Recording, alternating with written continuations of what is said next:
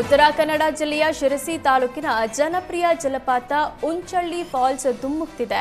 ಉಂಚಳ್ಳಿ ಜಲಪಾತದ ಅದ್ಭುತ ಸೌಂದರ್ಯ ನೋಡಲು ಪ್ರವಾಸಿಗರು ಆಗಮಿಸುತ್ತಿದ್ದಾರೆ. ಜಲಪಾತದ ಸೌಂದರ್ಯ ಪ್ರವಾಸಿಗರ ಕಣ್ಮನ ಸೆಳೆಯುತ್ತಿದೆ.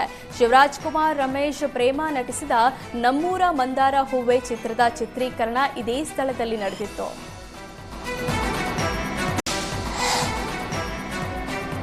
ಗಡಿ ಜಿಲ್ಲೆ ಬೀದರ್ನಲ್ಲಿ ಅನಧಿಕೃತ ಕೋಚಿಂಗ್ ಸೆಂಟರ್ಗಳ ಹಾವಳಿ ಜಾಸ್ತಿಯಾಗಿದೆ. ಶಾಲಾ ಅವಧಿಯಲ್ಲೇ ವಿದ್ಯಾರ್ಥಿಗಳಿಗೆ ಕೋಚಿಂಗ್ ಕ್ಲಾಸ್ ಕೊಡಲಾಗ್ತಿದೆ ಎಂಬ ಆರೋಪ ಕೇಳಿಬರ್ತಿವೆ.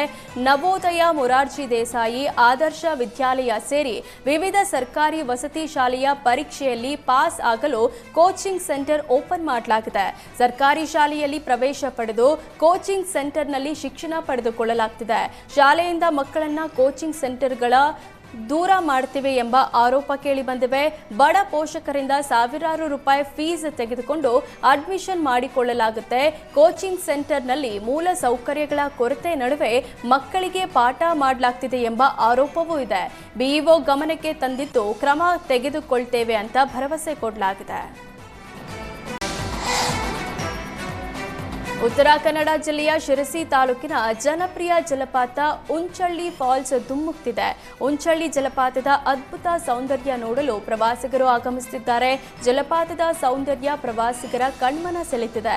ಶಿವರಾಜ್ ಕುಮಾರ್ ರಮೇಶ್ ಪ್ರೇಮ ನಟಿಸಿದ ನಮ್ಮೂರ ಮಂದಾರ ಹೂವೆ ಚಿತ್ರದ ಚಿತ್ರೀಕರಣ ಇದೇ ಸ್ಥಳದಲ್ಲಿ ನಡೆದಿತ್ತು.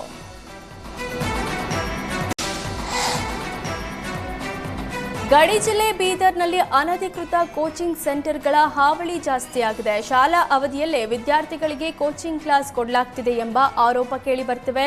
ನವೋದಯ, ಮೊರಾರ್ಜಿ ದೇಸಾಯಿ, ಆದರ್ಶ ವಿದ್ಯಾಲಯ ಸೇರಿ ವಿವಿಧ ಸರ್ಕಾರಿ ವಸತಿ ಶಾಲೆಯ ಪರೀಕ್ಷೆಯಲ್ಲಿ ಪಾಸ್ ಆಗಲು ಕೋಚಿಂಗ್ ಸೆಂಟರ್ ಓಪನ್ ಮಾಡಲಾಗಿದೆ.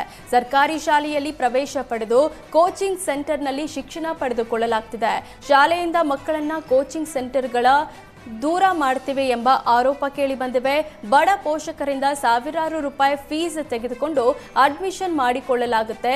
ಕೋಚಿಂಗ್ ಸೆಂಟರ್ನಲ್ಲಿ ಮೂಲ ಸೌಕರ್ಯಗಳ ಕೊರತೆ ನಡುವೆ ಮಕ್ಕಳಿಗೆ ಪಾಠ ಮಾಡಲಾಗ್ತಿದೆ ಎಂಬ ಆರೋಪವೂ ಇದೆ. ಬಿಇಒ ಗಮನಕ್ಕೆ ತಂದಿದ್ದು ಕ್ರಮ ತೆಗೆದುಕೊಳ್ತೇವೆ ಅಂತ ಭರವಸೆ ಕೊಡಲಾಗಿದೆ.